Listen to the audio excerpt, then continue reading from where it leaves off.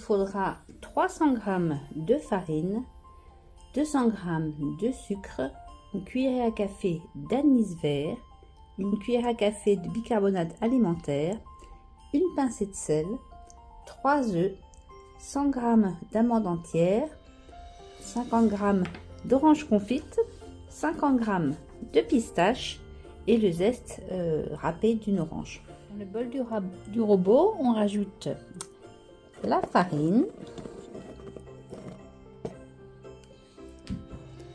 le sucre, la pincée de sel, la cuillère de bicarbonate, la cuillère d'anis rase, les pistaches, les amandes entières,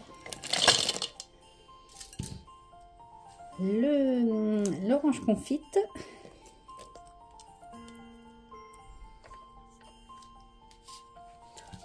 du zeste d'orange, une orange bio ou pas traitée avant récolte et quand même nettoyée, passée à l'eau et bien séchée.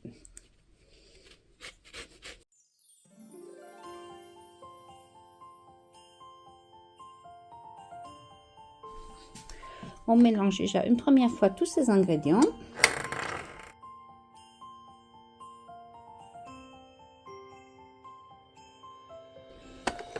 Ensuite, on casse 2 œufs dedans, 2 œufs entiers.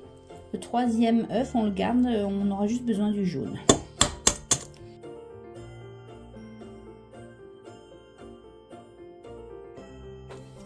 On remélange.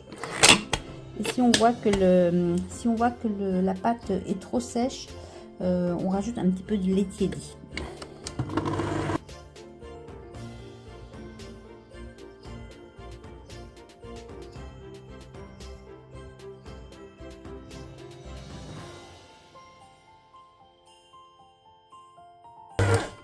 Donc là, je vois que ma pâte est trop sèche. Je vais rajouter un tout petit peu de lait. On y va goutte à goutte. Faut pas qu'elle soit détrempée non plus. Et ce sera un biscuit après.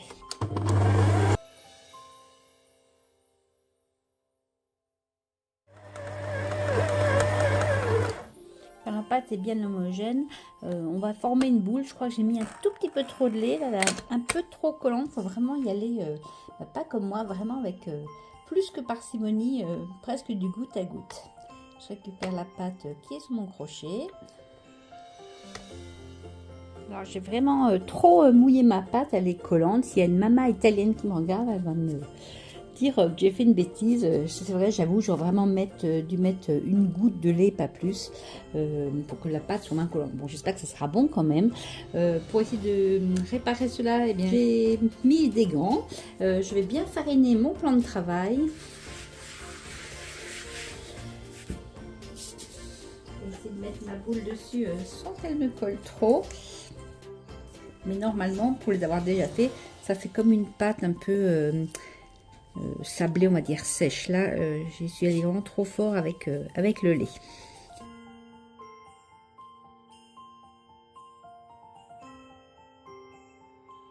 Donc, bien fariner par au-dessus pour pouvoir la diviser en trois parties sans que ça colle de trop. À peu près 3 parties égales.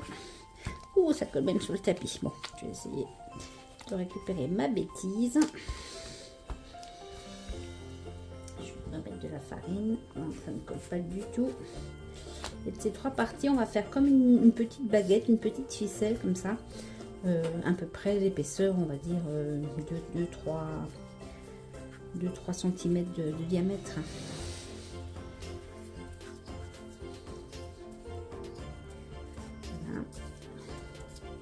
Les faire un peu rondes quand même. Et celles-là, on va les mettre sur une plaque de cuisson revêtue d'une feuille de silicone ou de papier sulfurisé. Si c'est pas très joli, c'est pas grave, vous verrez pourquoi après. Je vais essayer d'en faire une deuxième, récupérer ma catastrophe.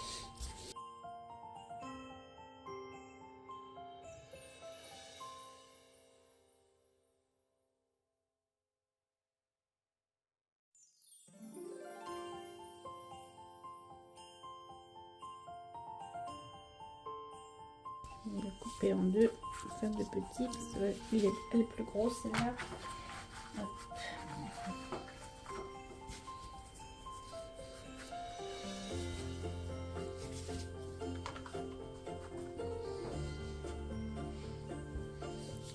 Voilà, et ça va partir au four. Parti au four 15 minutes, thermostat 180 degrés.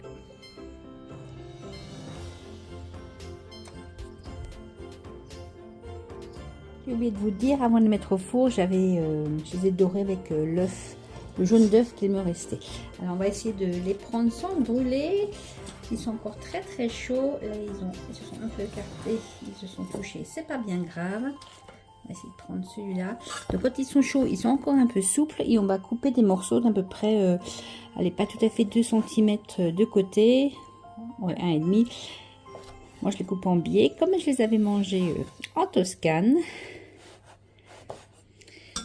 Ça se présente comme ça et du coup on va les mettre comme ceci sur la tranche, sur une autre plaque de cuisson, parce qu'ils vont retourner au four puisque ce sont des biscuits, des gâteaux cuits 2 fois.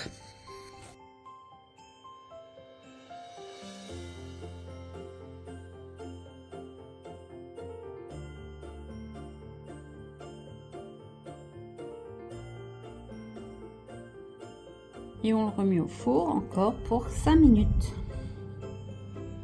À la sortie du four, on prend les biscottis, les biscuits cuits 2 fois, et on les met sur une grille jusqu'à complet refroidissement. Ce sont des gâteaux qui deviennent tout secs, tout durs, et ils se gardent super longtemps, même après Noël si vous voulez.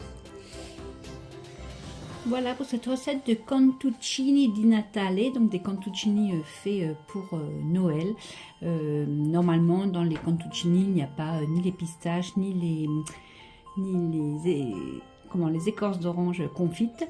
Cette recette m'a été donnée par Sergio de Pentolina en Toscane, donc pas de livre non plus. Je vous mettrai dans la barre d'infos la recette. On va le goûter.